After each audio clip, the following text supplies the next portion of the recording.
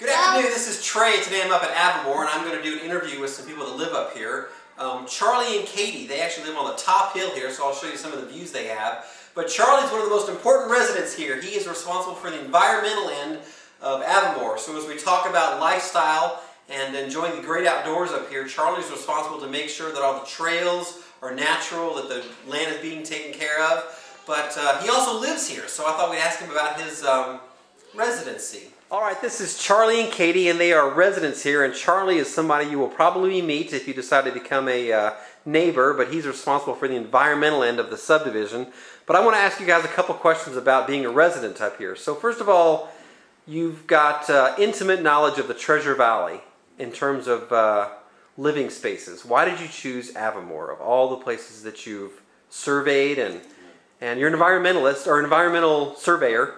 So tell me why Avimor. Well, I worked on the project up here since 2003, doing all the surveys and stuff like that. It's a beautiful, beautiful area. There's basically nothing like it in the valley, really.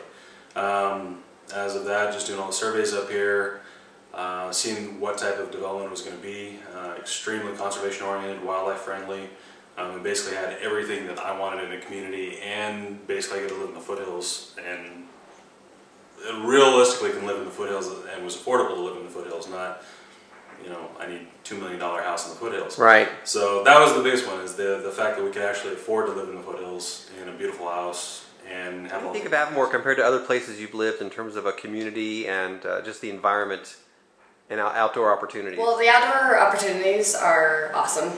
Right now I'm trying to get more into running, and I have been able to do that because I don't have to be gone, I don't have to go down to the gym, anything like that. We just step right outside our house. What's the favorite family activity? Family hike. We just jump out. We have a trail right across the street from this trailhead. So we'll go from there, and then one of 2 or 3 different trails that we do. There's a big loop that we've done a couple times.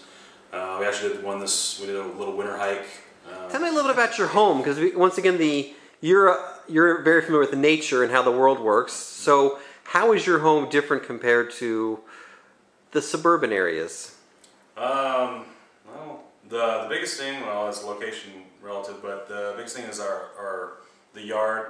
I'm an ecologist, so basically I wanted a very water efficient yard.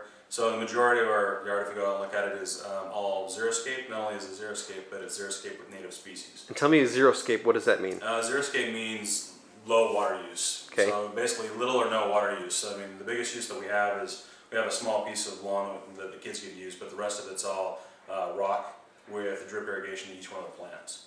So our house is probably 75 to 85% more efficient than the normal house that you would have on, say, normal irrigation, full irrigation that you'd have in a neighborhood. So what was it like working with Avimor as your builder? We actually, yeah, Avimor was incredible to work with. We actually had, easy. Yeah, we actually got a piece of art that my wife picked out that was, we've got it put up there, but working with Avimor, they went completely out of their way to actually build it in when they were framing the house. And they did anything that we asked them to do, I mean, obviously within reason. So tell me about living in Avimor. Do you know your neighbors? Is it a tight-knit community? What do people do together? I would say yes. Even though we're quite small, we've lived in a big subdivision before. Well, we both have lived in a lot of different places, and this is the first place that we've ever lived that we know every neighbor, every kid's name, which is important because we have 2 kids. We know what the kids' bikes look like, we know who rides what scooter, we know everybody's phone number. That doesn't happen much in today's world. No, it really doesn't. Somebody will call us and say, hey, I saw Keegan, one of our sons, down by the pond. And I know as a community, there's a lot of activities, bird walks and things like that. So does the entire community come out to these neighborhood events? You get a big portion of them. Yeah. It kind of depends on which ones. We have some people that are more the bird walk. We do wildflower walks. During the winter, we do big game counts. Some of the stuff we go up there, we include the neighbors. We actually put it out to the public in general. We go out and do snowshoeing, just all that stuff. And the majority of the people that are in there, mountain bike rides. We actually set up weekly mountain bike rides.